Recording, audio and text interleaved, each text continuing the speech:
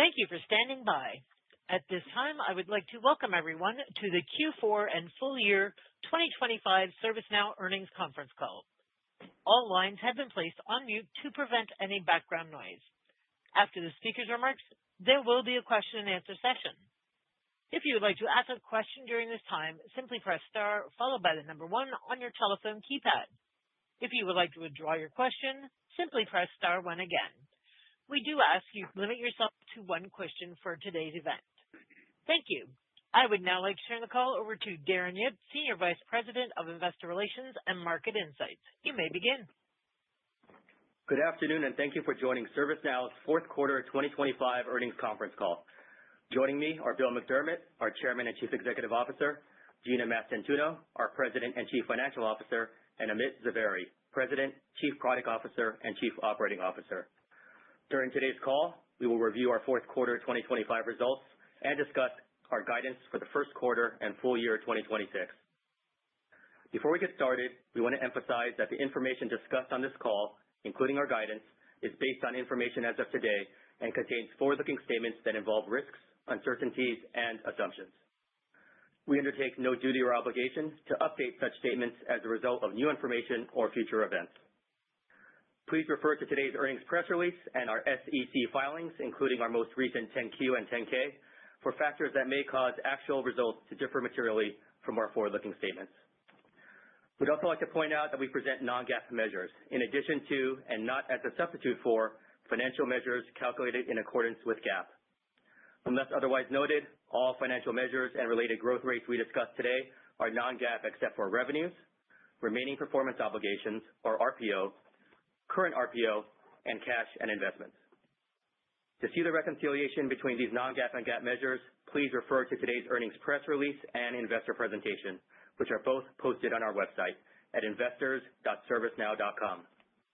A replay of today's call will also be posted on our website. With that, I'll turn the call over to Bill. Thank you very much, Darren, and good afternoon to everyone joining today's call. As you might imagine, I've been waiting for this extraordinarily exciting moment since December 31st, 2025. There seems to be speculation everywhere these days, so let's take it all head on. Here are the facts. Our Q4 results beat expectations handily, just like we have consistently for years now. Overall, Q4 NNACV growth accelerated both quarter over quarter and year over year in Q4. Our subscription revenue growth was 21%, 19.5% in constant currency, 1.5 points above the high end of our guidance. Contribution from MoveWorks was de minimis. Our CRPO growth was 25%, 21% in constant currency, 2 points above our guidance, including a 1% contribution from MoveWorks. Operating margin was 31%, 1 point above our guidance. Full year 25, free cash flow margin was 35%, 1 point above our already raised guidance. We had 244 deals greater than $1 million in NNACV. We had 7 deals greater than $10 million in NNACV. And CRM NNACV growth accelerated quarter over quarter to close its largest quarter in history. RaptorDB Pro more than tripled NNACV year on year in Q4, including 13 $1 million plus deals. Workflow Data Fabric was in 16 of our top 20 Q4 deals, and we've seen attach rates increase in every quarter of 2025. All of the workflow businesses were very strong in Q4. Gina will take you through the breakdown on all the metrics. The speculation of AI will eat software companies is out there. Let's clear it up with the facts. Enterprise AI will be the largest driver of return on the multi-trillion-dollar supercycle of investment in AI infrastructure. The real payoff comes when trillions of tokens move beyond pilots to be embedded directly into the workflows where business decisions are made. ServiceNow is the gateway to this shift. serving as the semantic layer that makes AI ubiquitous in the enterprise. We are also the great consolidator of hundreds of feature and function-specific software solutions into end-to-end business processes with our AI control tower for business reinvention. You need AI plus workflows because AI is probabilistic, which by definition means we can't be certain about the results. Workflow orchestration is deterministic, predictable, no randomness, which is required given the sophistication and governance of running global enterprises. AI doesn't replace enterprise orchestration. It depends on it. It depends on governance. It depends on scale. Many people ask why our valuation has not kept pace with our results. The short answer is that we have been viewed as a feature-oriented SaaS company. We are not living in a SaaS neighborhood. We are a platform company executing a long-term platform strategy where AI agents and workflows are harmonious and synonymous, creating sustained advantage, not short-term wins. This makes ServiceNow's AI platform more strategically relevant today than ever. By the way, our monthly active users grew 25%. Now Assist NNACV outperformed expectations in Q4 and surpassed $600 million in ACV. In Q4, Now Assist NNACV more than doubled year over year. We had 35 deals over $1 million in Q4 alone. Our AI control tower deal volume nearly tripled quarter over quarter in Q4. We saw great brands already purchasing Assist packs in Q4 across a variety of industries, including financial services, manufacturing, healthcare, life sciences, public sector, and technology. Overall, the number of workflows and the number of transactions each grew over 33%, from 60 billion to 80 billion, and from 4.8 trillion to 6.4 trillion, respectively. And the growth continues. I continue to hear speculation about seat compression. If all we did was look at available seats in our target market, there would be an estimated 1.3 billion seats in that target market. So we barely scratched the surface. And of course, we're looking far beyond seats alone with our hybrid business model for billions of devices, agents, and assists.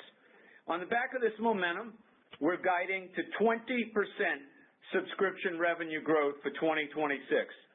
And by now, everyone knows how ServiceNow rolls. We don't set our sights on hitting the guide. We set our sights on beating it. The speculation out there is that M&A is the new playbook out of necessity. Here are the facts.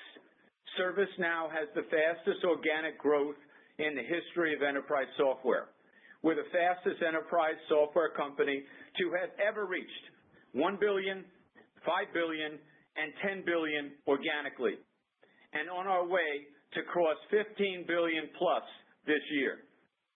Since 2019, we've nearly quadrupled our revenue, all built on a foundation of continuous innovation and net new product delivery. ServiceNow is fully capable of achieving previously stated subscription revenue and Now Assist ACV targets without M&A. Our capital allocation strategy is about accelerating customer value and shareholder value. We have never acquired a single company for revenue alone. We use M&A to expand into an even larger TAM, and it is now beyond $600 billion, based entirely on where our customers need us to go, where we know we can build exciting growth businesses. Our announced plans to acquire Veza and Armis happened in rapid succession because this assembles three critical layers for enterprises to operate securely in an agentic AI world: visibility, identity, and orchestration. With our fast-growing billion-plus dollar CACV security and risk business, the timing to expand the opportunity could not be better. Post-Armis, we do not see any other large white spaces that are necessary to complete our platform vision to security. ServiceNow's organic growth strategy with opportunistic tuck-ins for tech and talent remains unchanged: AI, data, workflows, security. We are one of the few companies totally in control of our own destiny. We are playing offense on our tippy toes. That's why we're announcing an incremental $5 billion share repurchase authorization with an immediate ASR of $2 billion. Here's another fact. ServiceNow has one unifying objective, which is simply to be the AI-defining enterprise software company of the 21st century. IDC estimates there will be 2.2 billion AI agents in the world by 2030. Millions of those will be built on the ServiceNow platform. Whatever isn't built on our platform will be governed and secured by our AI control tower. ServiceNow is a build or buy winner. We'll win with the builders because they want ServiceNow for our data fabric, our agents, governance, and security. We'll win for buyers because they want best-of-breed AI-native workflows and agents to reinvent their status quo in IT, HR, CRM, app development, and beyond. We have a pristine Rule of 55-plus financial profile, a comprehensive integrated platform architecture. We're open to any cloud, any language model, any data source, any system integration. We're one of the most trusted companies in the world, according to Forbes. We have an award-winning culture with millions of talented applicants. You may have noticed that I recently extended my own commitment here to ServiceNow until 2030 and beyond. There's one reason I did this: overwhelming belief in this company. This is a $1 trillion company in the making. I can't fathom a better entry point for what ServiceNow is building. To those on this journey with us, we are grateful for your enduring support. To those who are waiting, we've given you every reason to believe the time is now.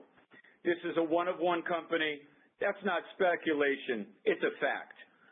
Let's bring the ServiceNow story to life with customer examples. We closed a $1 million-plus assist pack deal with a leading U.S. consumer services company after customer service agents generated a 400% ROI. After a year of deployment, the customer needed 8 times more assists as they transitioned customer support operations to predominantly automated interactions. This is minimizing operating costs, shortening support resolution times, and enhancing the overall customer experience. They are flipping the support model from 80% human-led, 20% automated, to 80% automated and 20% human-led. In Q4, we closed a landmark 7-figure deal with a complex high-tech manufacturer involving an end-to-end takeout of a legacy CRM competitor. They turned to ServiceNow CPQ to solve their complex deal evaluations, replacing manual spreadsheets and unsuccessful legacy tools. In combination with CSM, Workflow Data Fabric, Now Assist, and other products too, our customer trusted ServiceNow as their AI control tower for business reinvention.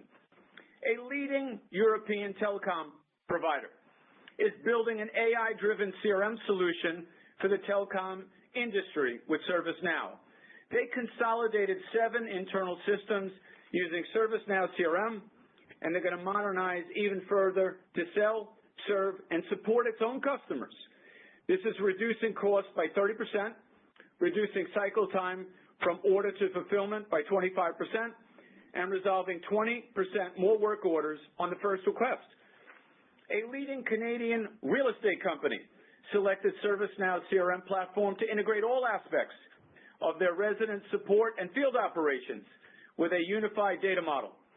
The customer leveraged ServiceNow to gain real-time operational visibility, optimize dispatch, and automate work order management. This drove efficiency gains that delivered more than 100% ROI.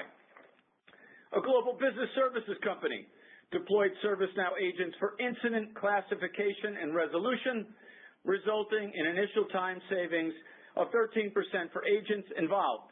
The company is now processing hundreds of thousands of AI assists monthly on ServiceNow. An international leader in commercial real estate services deployed ServiceNow agents to automate email triage across their service desk, reducing mean time to resolution from 2 days to minutes, freeing agents for higher value work. A U.S. insurance company uses ServiceNow out-of-the-box agents to automate email to case conversion, achieving 91% accuracy and saving agents up to 12% of their time annually through an AI-first mindset. A diversified industrial multinational conglomerate deployed ServiceNow agents to automate help desk triage. These ServiceNow agents now handle over 90% of incoming requests. They've reduced triage time by 50% with 99% routing accuracy. This saves tens of thousands of hours annually. One of Europe's largest drugstore chains used ServiceNow to transform its customer service, cutting the time it took customers to receive support from 9 minutes to 30 seconds, and resolving customer issues with 98% accuracy. ServiceNow was selected by a large U.S. county in a 7-figure deal to replace a legacy, highly customized IT platform. They are supporting election operations by consolidating manual, fragmented processes into our AI platform, leveraging native ITSM, asset management, custom app development, and offline mobile capabilities. A large U.S. agency is using ServiceNow as the foundation of its IT modernization strategy. They're consolidating all IT services on ServiceNow, replacing more than 40 disparate tools currently in use. And looking ahead, they plan to use ServiceNow agentic AI capabilities to expand self-service and reduce operational overhead. Everyone talks about AI. We deliver business outcomes with AI. Last quarter, we announced a collaboration with FedEx DataWorks. While supply chains are more critical than ever, many companies still lack the predictive intelligence needed to coordinate today's complex value chains. We're combining ServiceNow's orchestration with FedEx's unique data DNA to provide procurement leaders with trusted insights in our source-to-pay solution. FedEx is also expanding beyond just source-to-pay. Its partnership will leverage the capabilities of the ServiceNow AI platform. Other great brands like Adobe, Accenture, EY, Fiserv, Siemens, Panasonic Avionics, and BT have all saved millions and millions, and they're using ServiceNow to grow their business. And we could go on and on. So let's talk a little bit about our great partners. Our ecosystem includes all 3 hyperscalers. They're all great companies. The language model companies, they're excellent too. Systems integrators, pure-play ServiceNow partners, and independent software vendors. They're all building their futures on our AI platform. Think about this. ServiceNow and Microsoft have announced a deep AI integration, connecting copilots, agents, and data across Microsoft 365 and the ServiceNow AI platform to deliver seamless orchestration, governance, and enterprise-wide automation. The collaboration introduces Microsoft's Agent 365 integration, and it's anchored by ServiceNow's AI Control Tower.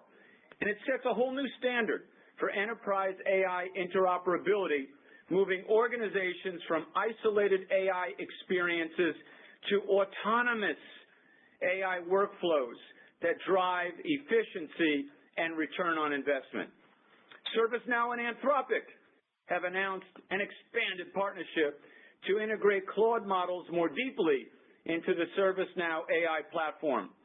Through the collaboration, ServiceNow is also bringing leading Claude models into ServiceNow to support secure, compliant AI across numerous industries.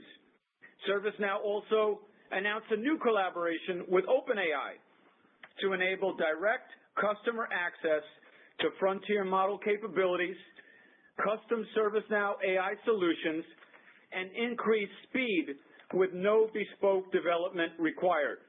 Under this agreement, OpenAI models will be a preferred intelligence capability for several agentic use cases offered to ServiceNow enterprise customers. ServiceNow and NTT Data have expanded our strategic partnership to accelerate AI-led transformation for global enterprises, designating NTT Data as a strategic AI delivery partner. This includes co-developing and co-selling AI-powered solutions. Also, scaling NTT Data's use of ServiceNow's AI platform. And together, we will operationalize AI responsibly, advancing new deployment models and embedding AI engineering expertise into transformation projects. Again, these are just a few of the many strategic partnerships. Before I wrap up, let me give you a few more facts about our strategic expansion in AI security. As you know, we're going through the regulatory clearance process, but we can say this. The combination of Veza and Armis with ServiceNow AI platform will create something that is mission critical for enterprise AI. In the agentic era, if companies want to scale AI, trust and governance that span any cloud, any asset, any AI system, and any device, these are all non-negotiable. So here's the problem enterprises face today. AI adoption is expanding the attack surface exponentially. Companies are deploying autonomous agents across their operations, but they're only able to see a small fraction of their digital estate.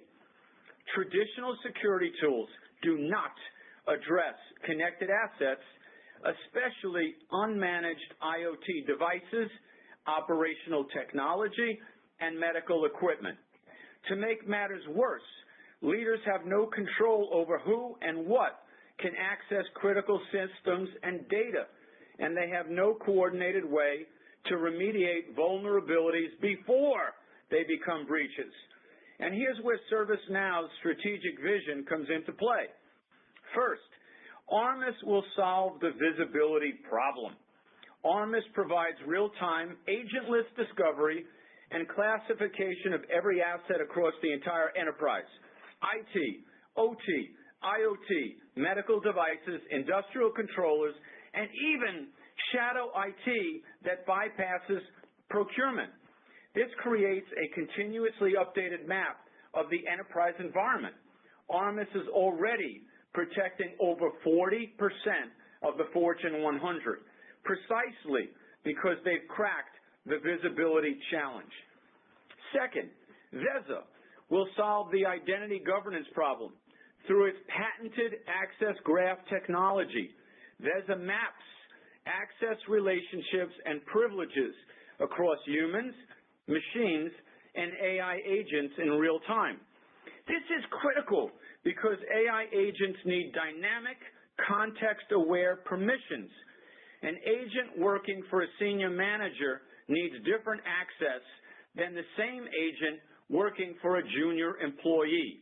And those permissions must be governed continuously, not set once and forgotten.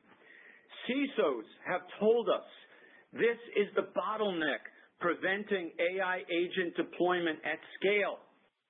When both of these are integrated into ServiceNow's AI platform and AI control tower, this is how orchestration goes from theory to reality. When we combine Armis asset visibility with Veza's identity governance and ServiceNow's business context CMDB, which maps every asset to the services, processes, and teams it supports, you create something highly differentiated, a unified end-to-end security exposure and operation stack that can see, decide, and act across the entire technology footprint. Let's make this concrete for you. Armis discovers a vulnerability on an unmanaged IoT device in a manufacturing plant. That exposure insight automatically flows into ServiceNow's AI control tower. Now you understand which production line depends on that device, which team owns it, and what the financial impact of downtime would be. Simultaneously, Veza maps who and what has access to that device and related systems.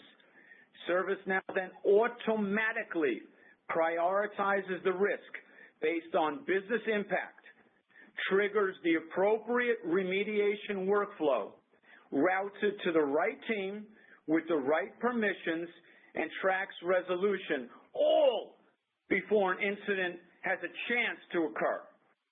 This is autonomous, proactive cybersecurity, not alerts that sit in a queue, not manual coordination across fragmented tools, not security theater either. This is intelligent action at machine speed, governed by unified policies, executed through an automated workflow machine. We just closed the largest quarter ever for OT in Q4.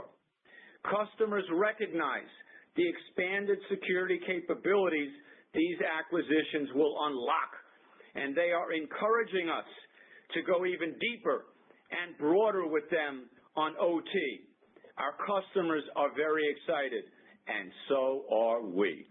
In closing, ServiceNow is exactly where the world needs it to be. The AI control tower for business reinvention, situated in the core of the enterprise, in the core of enterprise AI, with the capabilities to automate, orchestrate, and integrate any business process. With MoveWorks from ServiceNow, we put AI to work for people, a front door to the agentic enterprise for every single employee in the world. We have the workflow data fabric to map the right information to the right workflows. We have the most innovative technology operating system in the world, the only one capable of delivering fully autonomous IT. We have the customer demand to deliver AI-native solutions for the employee experience and the customer experience to modernize expensive legacy systems. With Veza and Armis, we'll have the most comprehensive approach to secure the agentic enterprise. There's only two measurements that matter in enterprise technology. Is there completeness of vision? Is there proven capability to execute? On both counts, it's an enthusiastic yes for ServiceNow. And two things can be true at the same time. You can have fast-growing new market participants building exciting use cases, especially for personal productivity at work. You can also have fast-growing market leaders at the core of enterprise-grade AI. Many postmortems have been written in the enterprise over the years. Most of them, ironically, have been dead wrong. The great Lou Gerstner once said, "Changing business processes in a company is like setting your hair on fire and then using a hammer to put it out." This is hard work. It requires deep domain expertise, industrial-grade technology, and a global distribution engine to reach global enterprises and meet the customer where they are. Operating plans exist to organize a business. Dreams exist to unleash the imagination. Unprecedented fast time to value for our customers, $30 billion plus in revenue, consistent expansion of free cash flow, best-in-class profitable growth, $1 trillion market cap. Our dreams for ServiceNow are clear. and no operating plan will hold us back. The world works with ServiceNow isn't a tagline, it's a hard line. If you have any doubts that we're building to greatness, I look forward to your questions later in the call. Thank you for your time and attention. I'll hand it over to our President and Chief Financial Officer, Gina Mastantuono. Gina, over to you. Thank you, Bill. Q4 was another strong quarter, concluding a remarkable year of AI innovation. Net new ACV growth accelerated both quarter over quarter and year over year. We exceeded our top-line growth and operating margin guidance metrics, showcasing our team's consistent execution and unwavering strength of our business. Emerging product areas including Now Assist, Workflow Data Fabric, Raptor, and CPQ all outperformed in the quarter. Furthermore, AI is also driving significant cost efficiencies that have resulted in full-year profitability beats on top of our recently raised guidance. Turning to our results. Q4 subscription revenues were $3.466 billion, growing 19.5% year-over-year in constant currency, exceeding the high end of our guidance range by 150 basis points. RPO ended the quarter at approximately $28.2 billion, representing 22.5% year-over-year constant currency growth. Current RPO was $12.85 billion, representing 21% year-over-year constant currency growth, a 200 basis point beat versus our guidance. MoveWorks contributed 1 point to both RPO and CRPO. From an industry perspective, transportation and logistics continue to lead the way, with net new ACV growing over 80% year-over-year. Business and consumer services also posted impressive growth, surpassing 70% year-over-year, followed by financial services growing over 40% year-over-year. Telecom, media, and technology also delivered strong growth in the quarter. We achieved a robust 98% renewal rate in Q4, underscoring the importance and value that customers place in the ServiceNow AI platform. We closed 244 deals greater than $1 million in net new ACV in the quarter, including 9 with new logos. Our strategic focus on landing the right new customers continues to deliver results, as new logo net new ACV in EMEA and Japan were up nearly 30% year-over-year. We accelerated net new customer adds in 2025 to end the year with over 8,800 customers, including 603 generating over $5 million in ACV. Even more impressive, the number of customers contributing $20 million or more rose over 30% year-over-year. These trends reflect the resilient strength in our core, accompanied by increasing momentum in our emerging growth sectors. Our technology workflows net new ACV growth accelerated in Q4, both quarter over quarter and year over year, as customers embrace autonomous IT to accelerate ROI with integrated workflows, take out costs, and improve operational resilience. ServiceOps was in 16 of our top 20 deals, highlighted by a standout performance in ITOM, which grew net new ACV nearly 50% year-over-year.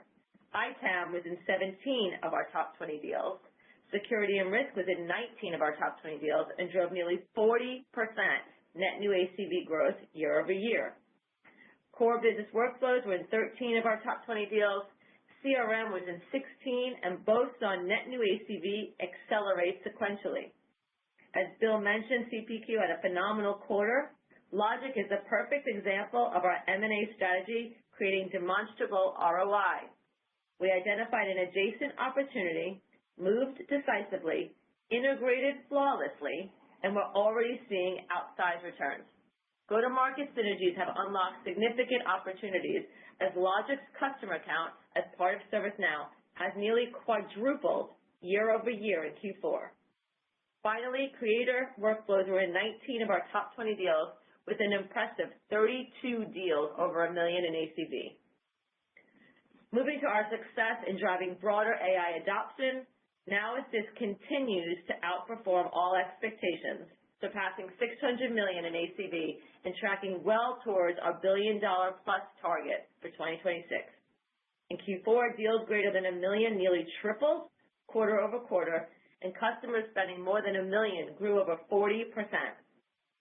The number of deals that included 5 or more Now Assist products increased by over 10x year over year as enterprises expand their agentic AI capabilities across their deployments. We've also overachieved our initial AI control tower targets by more than 4x for 2025. As we develop prescriptive roadmaps for agentic deployments, we are seeing the pace of AI monetization accelerate. For example, our FDEs engaged with the leading American fast food chain to enable a path to scaling agentic AI across their customer service operations. As a result, they expanded their assist entitlement by 13x upon contract renewal in Q4, based upon anticipated value and usage. It's stories like these that have driven customer service Now Assist deals to see over 70% upsell expansion at renewal in Q4. Turning to profitability, non-GAAP operating margin was 31%, 100 basis points above our guidance, driven by the top-line outperformance, OpEx efficiencies, and disciplined spend management. Our free cash flow margin was 57%, up 950 basis points year over year, driven by strong collections, lower CapEx, and significant operating leverage. For full year 2025, operating margin was 31%, up 150 basis points year over year. Free cash flow margin was 35%, up 350 basis points year over year, and 100 basis points above our guidance, which I would remind you we raised by 200 basis points just last quarter. Total free cash flow for 2025 was a robust $4.6 billion, up 34% year over year. We ended 2025 with a healthy balance sheet of over $10 billion in cash and investments. In Q4, we bought back approximately 3.6 million shares after adjusting for the stock split as part of our share repurchase program. As of the end of the quarter, we had approximately $1.4 billion of authorization remaining. Given our strong cash position, our strategy of managing the impact of dilution, and our confidence in the business, we announced today that the board of directors authorized the purchase of up to an additional $5 billion of common stock under this program. With the recent pullback in our stock, we also plan to launch a $2 billion accelerated share repurchase program. Together, these results continue to demonstrate our ability to drive a strong balance of world-class growth, profitability, and shareholder value. Moving to our outlook. For 2026, we expect subscription revenues between $15.53 billion and $15.57 billion, representing 19.5% to 20% year-over-year growth on a constant currency basis. This includes 1 point contribution from Moveworks. We expect subscription gross margin of 82%, reflecting incremental data center investments related to public cloud, geo expansion, and AI. We expect an operating margin of 32%, up 100 basis points year over year, driven by OpEx savings enabled by AI efficiencies.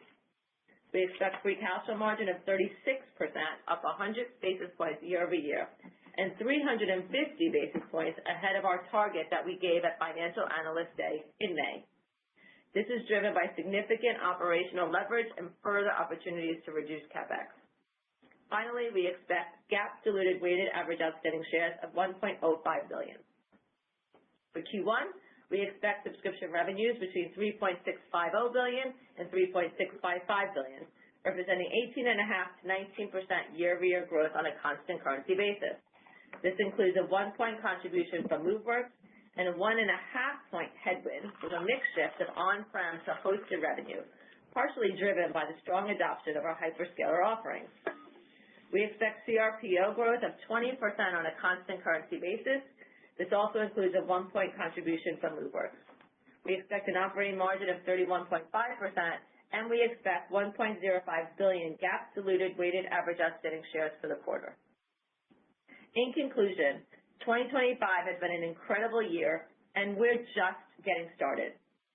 The world is in the midst of an intelligence supercycle, and ServiceNow is capitalizing on this decisive moment in technology, where the strongest companies leverage rapid change to extend their market leadership. Our recent strategic acquisitions bring us incredible talent and create enormous new market opportunities while solidifying our ability to put AI to work securely across every corner of the enterprise. As we integrate these best-in-class capabilities into the ServiceNow AI platform, we're layering on advantages that position us for even stronger, more durable growth over the long term. Our organic growth engine remains fully intact. Our strategy, complete with a disciplined focus on margin expansion, remains unchanged. But the ambition is larger, and our confidence in sustained high organic growth has never been greater.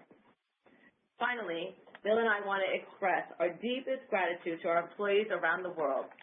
Your relentless innovation and unwavering commitment to our customers are the foundation of everything we've accomplished.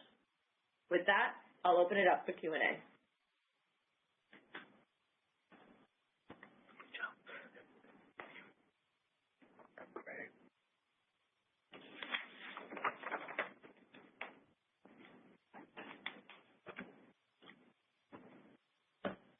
Operator, did we lose you? Yeah, you're mute. I keep mute. Don't tell me the call at all. At this time, I would like to remind everyone, in order to ask a question, press star, then the number 1 on your telephone keypad. Again, we do ask you limit yourself to one question. Then your first question comes from the line of Alex Zukin. Please go ahead. Hey guys, thanks for a really inspired and inspiring message, and congrats on a very strong end to the year. Maybe Bill, first one for you, just give us a flavor, a little bit of the tailwinds and headwinds that you're seeing both in the demand environment from a budgetary perspective, and also kind of how you're thinking about the monetization of AI in the product set, particularly the consumption component to play out as we get through the year. You clearly cleared the 500 million hurdle that you set for yourself, well on your way to $1 billion. How should we think about that layering into the numbers? And then I've got a quick follow-up for Gina. Well, thank you very much, Alex, for your very nice remarks and also giving me a chance to explain how it's going out there in the marketplace. You know, we have excellent hyperscalers in the marketplace. They're all great companies. We have exciting language models. We have good data lakes that are out there too. And we have, as you know, 6+ decades of legacy systems that have really burdened these companies quite substantially, but at the same time, they've customized them, they've invested heavily in them, and they're not going to rip them out, at least the ones that matter. But what they are doing now is they are looking for platforms that really do matter. And they are recognizing that MIT study that said basically 95% of those projects out there weren't delivering a positive ROI. They're recognizing clearly that you can't have little pet projects, that agentic AI is not just a revolution, it's the only way to survive. It's the only way to grow. And so now they're looking for a platform that spans functions and goes across the business process frontier of their enterprise. As I've said repeatedly, it could be recruit to retire, it could be order to cash, procure to pay, design to build.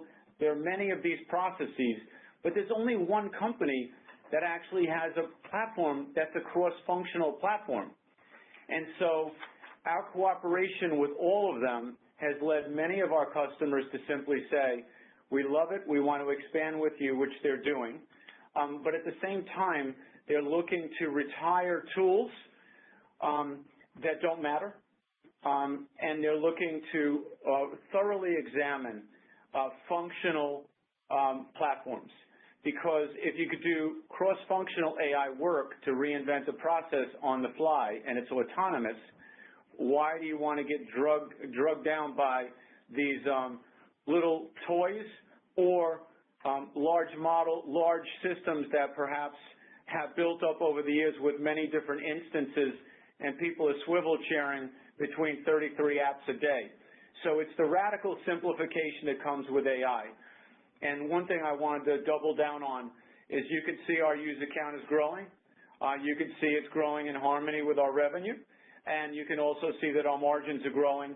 So we're really the winning hand for companies that want the consolidator. And they want a consolidator now. That's different than it was 6 years ago when I told you we're the platform of platforms and we work with everybody. We still do. but we have to respond to what the customer wants, and they want cost out, they want autonomy in, and they want margin improved and growth, and we're giving it to them. In terms of the buying cycle, what's so cool about this buying cycle is if you have an ROI and you're fast to value, which we are, we're the fastest one, you don't actually need a budget to get approval on your deal. You just need an executive that wants to win, and the CEOs are investing heavily. Our pipelines have never been better. Let me be clear, never been better. And don't forget, we gave you those numbers without actually, full 40-day cycle in approval of deals in public sector because of the government shutdown. So we got a lot going on there, and we got a lot going across industries and across all segments of a company. And finally, security grew 100% year over year. So our customers are loving on the digital front door from MoveWorks, and we're loving having MoveWorks, but they're really excited about Armis and Veza for all the reasons I stated in kind of the keynote here. So you should feel really good about ServiceNow. We didn't have to work hard to give you a great guide. It's there. And then, do you want to add? Let me add things about the monetization of AI, Alex. So we already, of course, have been selling this hybrid pricing model, and we're already seeing a lot of customers now add assist packs. We shared in the earnings already that we had many customers with average deal size of $500K and some in multi-seven-figure range, renewing and adding more assist packs when they're running out of tokens. So that adoption and that consumption is starting to happen very, very fast, especially now that they're using agentic use cases and workflows to run the business. And once they start using one, they start using many more, and that's where the assist packs are starting to come in. So the consumption part has been adding to our subscription revenue quickly as well. And the key to that, building on what Ahmed said, which is so important, this is where cross-functional also comes in so heavily, because these deals in many cases have 7 or more ServiceNow products built into them. So we're not confined by we can make one buyer in the enterprise happy. We're actually making a team that reports to the CEO happy. So the strategic relevance is elevated considerably. And these assists, we've been telling you now for a year that the day was coming with a hockey stick would form around the reload on those tokens. It's happening. Guys, out of respect to my colleagues, I'll leave it there, but congratulations and no further questions. Thank you very much, Alex. Your next question comes from the line of Keith Weiss with Morgan Stanley. Please go ahead. Yeah, hi, this is Sanjit Singh for Keith Weiss, and congrats on proving out the durability of growth in the business throughout the year. I wanted to follow up on some of the themes in Q3, particularly the federal business. So give us some color on how federal performed via relative to your expectations. I know we had a government shutdown to deal with. There's some large deals in the pipeline. Just how that sort of shaped up in Q4 and what the prospects are looking like for the balance of the year in 2026 on the Fed side. Thank you. Yeah, well, what's really great about the Fed business is even with the shutdown and less days to do business, you have to comply with the procurement procedures, and as you know, 40 days is a minimum standard. We were still able to get very, very nice deals, and our OneGov offering has been really well received. So we're seeing a very big pipeline in public sector. What didn't happen in 2025 is only good news for 2026, and we're also seeing that we have significant traction that's now developed in state and local.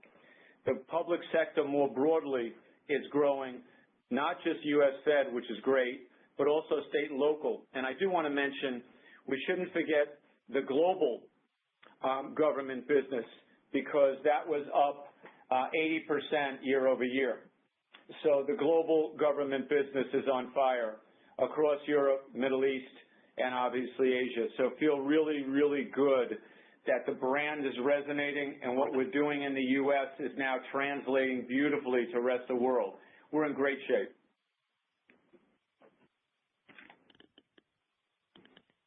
Your next question comes from the line of Gabriela Borges with Goldman Sachs. Please go ahead.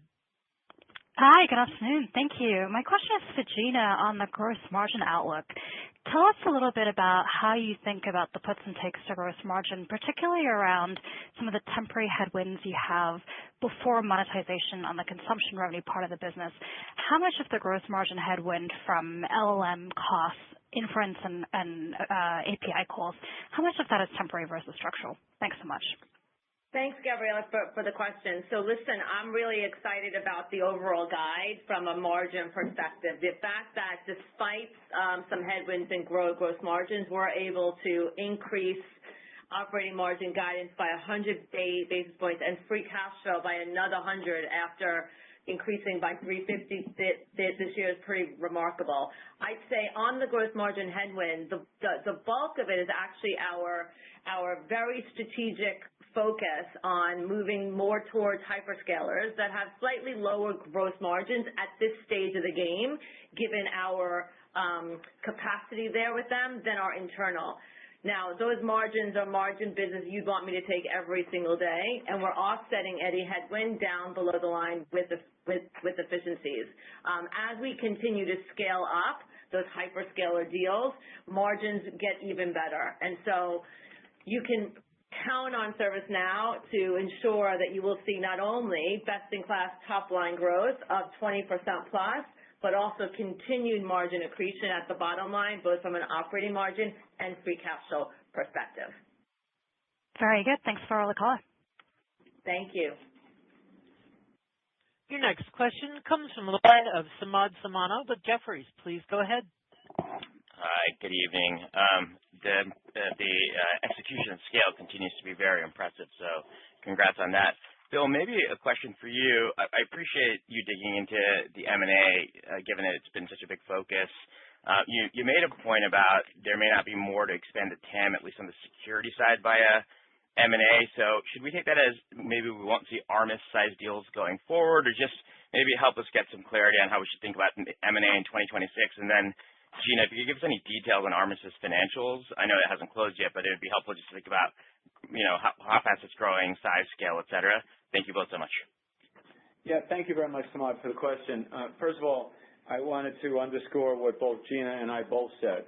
We're an organic growth company. These were very select M&A moves for the talent, the technology, and the moment to capture $125 billion market TAM. And this is also where our customers wanted us to be.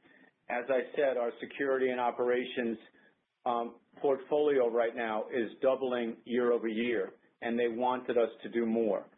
I wanted to make it very clear to the investors, I hear you, and we did not and never have bought an asset like many others have, and I know that's probably why it's on your mind, because we needed the revenue. What we needed is the innovation and the expanded growth opportunity of a great TAM and a customer base that's waiting for us. So I want to knock that one out of the park based on our great 2025 results and our extraordinary guide. And as it relates to future M&A, we do not have a large-scale M&A on the roadmap. What happened, and I felt for you all, we had MoveWorks. It took 9 months to close. We no sooner closed MoveWorks, which we love MoveWorks. We love Bhavin and the founders of the company, and it's a great culture, great fit. We love them. Amit and I were no sooner celebrating in their campus with their spouses and everything, then we also closed on that and then had Armis and Veza come to you within like a few days. So probably it was a little bit, what's going on over there at ServiceNow? And I noticed that we lost about $10 billion in market cap on that because of the worry. So now the worry is gone. You can give us back the market cap. And no, we're not going after anything large. We now have them in the family, and we're going to grow them like we do everything else. And I would want to make one thing clear, and I'll give Amit a chance to do this. This is really important. We chose assets also that were heavily integrated with ServiceNow already. So this isn't one of those, how's the integration going to go? It already went. So maybe Amit can give you a little color on that. Yeah, thanks, Bill. So the way we've been doing clearly, we have this one platform philosophy, and we continue to invest that way. what Armis and Veza has been doing is we've been integrating those products using a technology called Universal Agentic Network, which is built on MCP and work for Data Fabric, making it easy for us to really have processes as well as a lot of the domain expertise which come from Veza and Armis, make it integrated into a lot of the capabilities we provide in our one platform. Over time, some of the capabilities which we have on our one platform will be available through Armis and Veza, but they are right now completely integrated in a process-oriented way and allowing customers to get advantage of those integrations straight away without having to wait, re-platform, or do things which are not going to be more architecturally correct. So architecturally, we've been very thoughtful about how we bring all these technologies while getting customer adoption quickly as well as value created for customers. And this UAN is really a very modern way of integrating and providing a technical superior way of integrating and bringing products together. So this will be very straightforward for our customers, and there's no real time loss when we bring all these capabilities into one platform mindset. And then lastly, Samad, on your question on the impact. So we expect to close Armis at this point, early second half of this year. And based on that timing and estimated revenue adjustments that always happen in acquisitions, we expect subscription revenue contribution to be about a point, so 100 basis points in 26. We expect potentially up to maybe 50 bips on headwind to operating margin in 26. Up to 50, so not that large. And given our strong organic operating leverage, we expect to absorb any headwinds to that dilution in 27 and continue delivering operating margin expansion.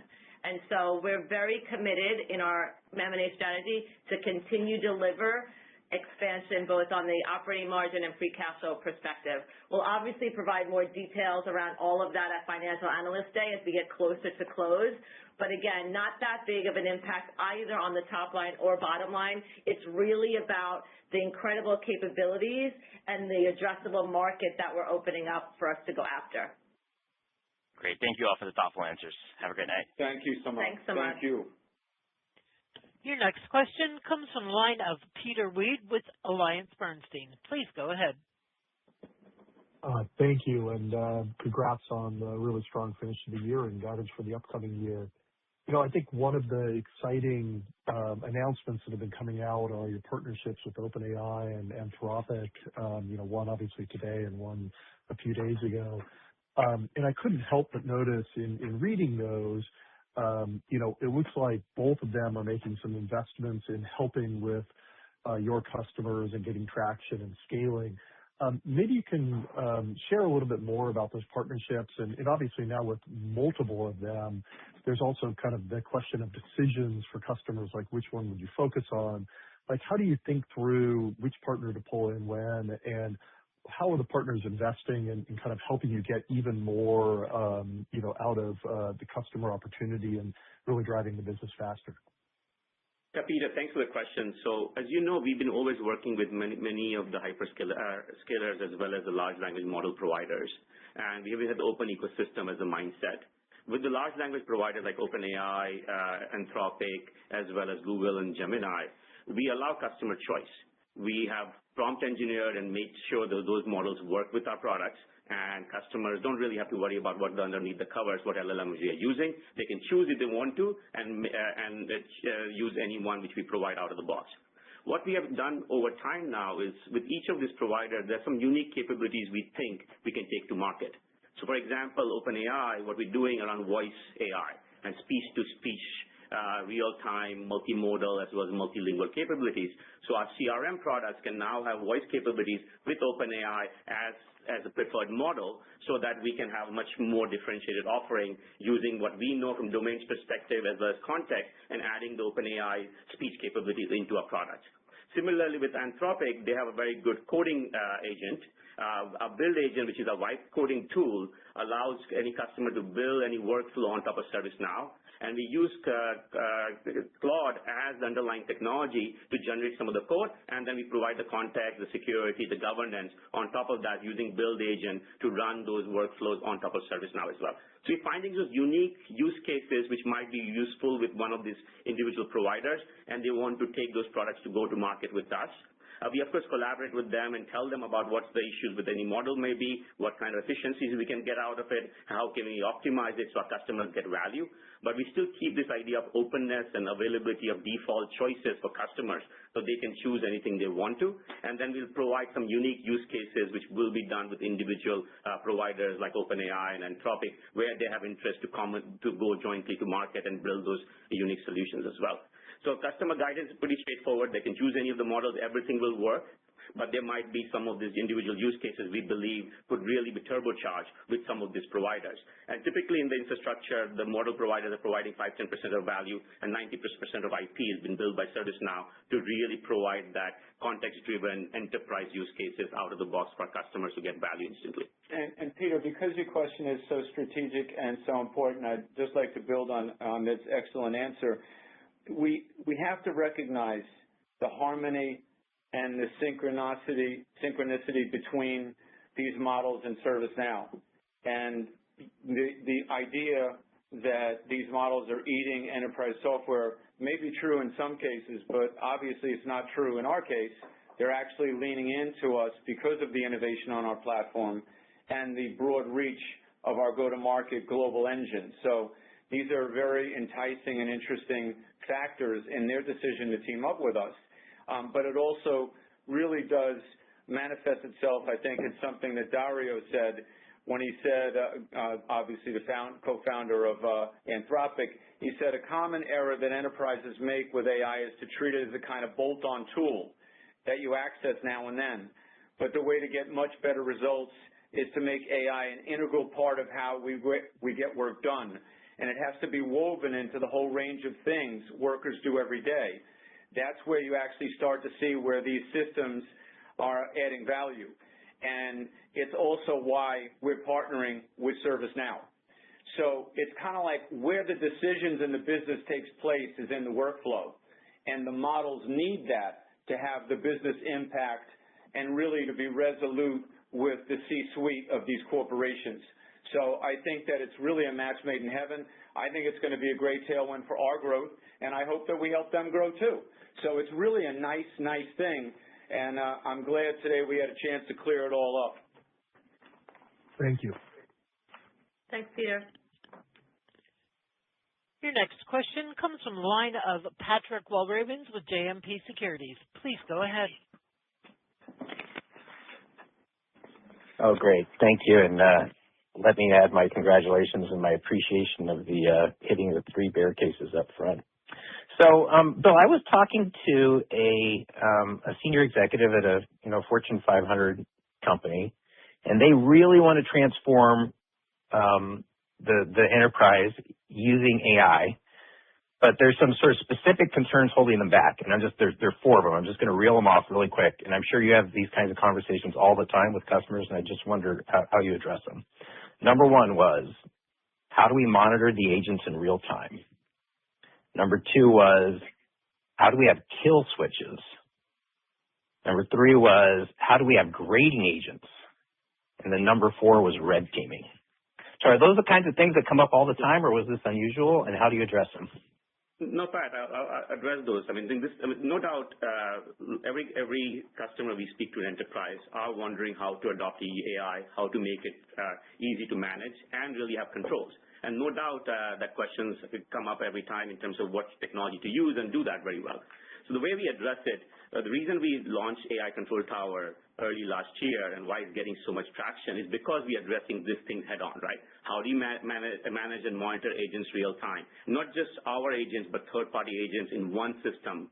It's really built on top of CMDB, so we can now access all the kind of assets, be it hardware, software, and AI agent assets in the same system. And then we can really give you full-time, real-time monitoring, observability, as well as cost management, auditing, security in one place.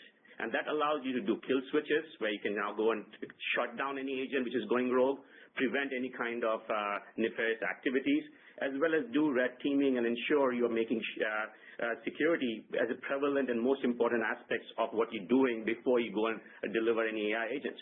And that really has opened up a lot of customers' ability to now adopt agentic use cases. Because before they were worried about losing control, security, governance, and compliance. Now with AI Control Tower, we're able to give them that ability and remove that barrier out of the way. And that's where we saw this huge amount of new use cases emerge with customers and starting to adopt things around incident management, triaging, and things like that very quickly because we can give you that real-time visibility and full control. So these are real questions and things we've been addressing and has really worked out. And AI Control Tower has grown so fast for us because that takes on head-on as a heterogeneous product out there. And Patrick, one thing I would say as an example, I'll give you an example of a public sector entity. And the man himself who runs this particular entity has literally thousands and thousands of employees, nearly 100,000.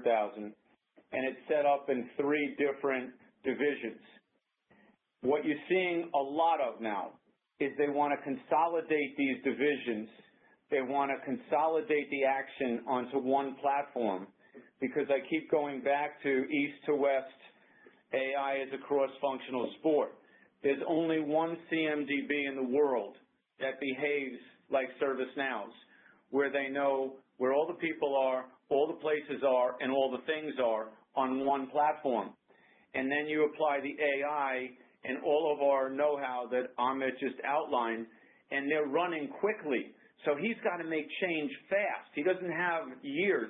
He has weeks and months. So we give him a business case to show them an incredible benefit on the ServiceNow platform. And then they looked at what we did with Armis and Veza, and they said, we're all in. Please roadmap that into the thinking because I want to have one instance. I want to have one single view of my entire enterprise, and I'm going with ServiceNow. In that conversation, we were basically consolidating them out of about 479 legacy tools. And that's what's happening out there because AI is changing the game, but this is the consolidator platform. That's fantastic. Thank you, Bill and Amit. Thank you, Pat. Thanks, Pat. Thank you, Pat.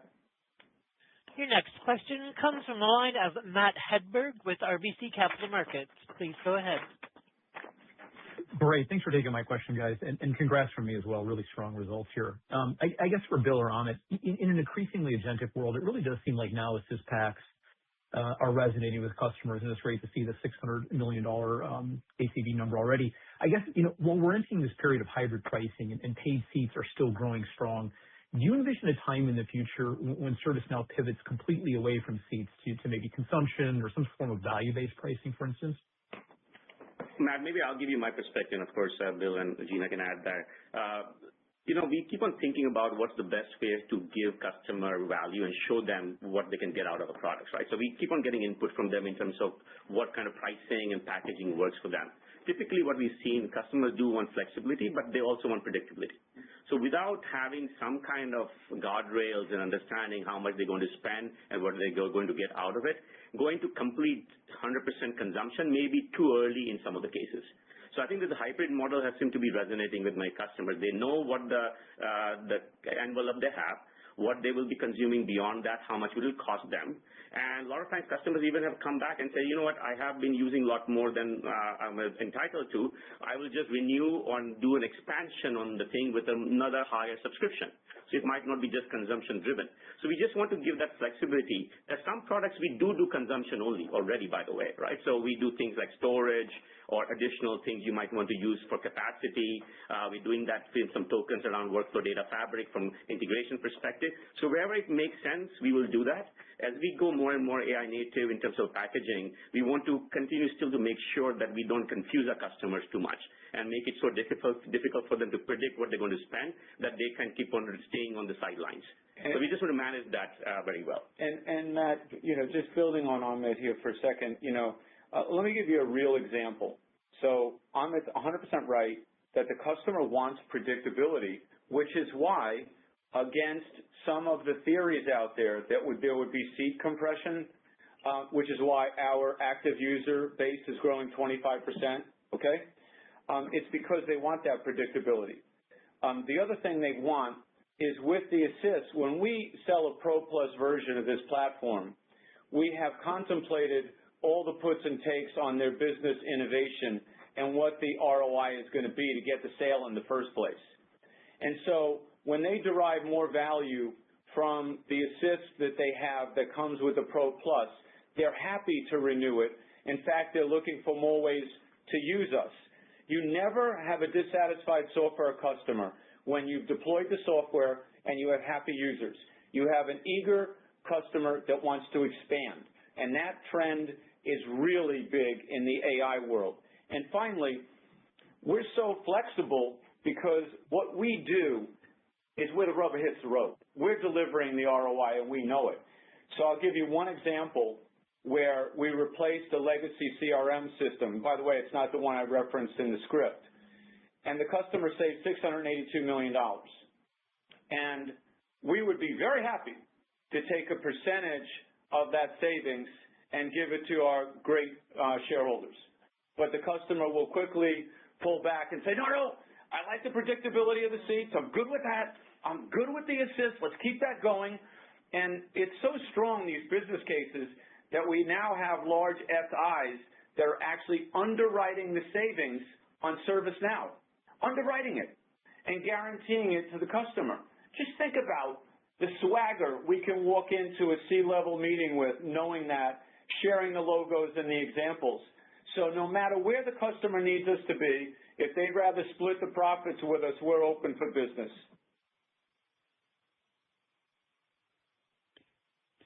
We have time for one more question, and our final question comes from the line of Brian Schwartz with Oppenheimer. Please go ahead. Yeah, hi. Thanks for taking my question this afternoon, squeezing me in. I'm not sure if this is for Bill or Amit. It's on the topic of the mega LLM provider partnerships. Bill, in your introductory comments, you're clearly making it clear you view these Anthropic's OpenAI as more complementary to ServiceNow's product set than as competitors. I guess the question I wanted to ask you or Amit, if we think about the percentage of AI inferencing and training workloads that are going to run on the platform in 2026, how do you think that mix would break out between those workloads running on ServiceNow's LLMs versus those third-party foundation models? Thanks. Yeah, Brian, I think, as I said, we definitely want to make sure customers have choice, and they can use any of those foundational models as well as Now LLM. In many cases, we've seen customers may end up using frontier models because some of the use cases might make sense with the frontier models. Inferencing as part of the overall workload is still very low as percentage of cost or usage-wise, right? As they use tokens, we have a lot of other works we do on top of the inferencing part of it, which is really the whole context data management, the integration, understanding the particular workflow required for use case they want to go and deliver on it. So that's really where the most of power goes in. And I would say in the long term, I would see more of the frontier models as the inferencing models versus our Now LLM, but there's sovereign requirements, private data center requirements, things customers want to deploy in like on-prem, though all these models don't work. And that's where we would probably still continue using a lot of our third-party, our own Now LLM as well. So we just want to make sure we have choices and flexibility and let customer really choose it out. And from us, the cost perspective doesn't matter really. Thank you. Ladies and gentlemen, that concludes today's call. Thank you all for joining. You may now disconnect.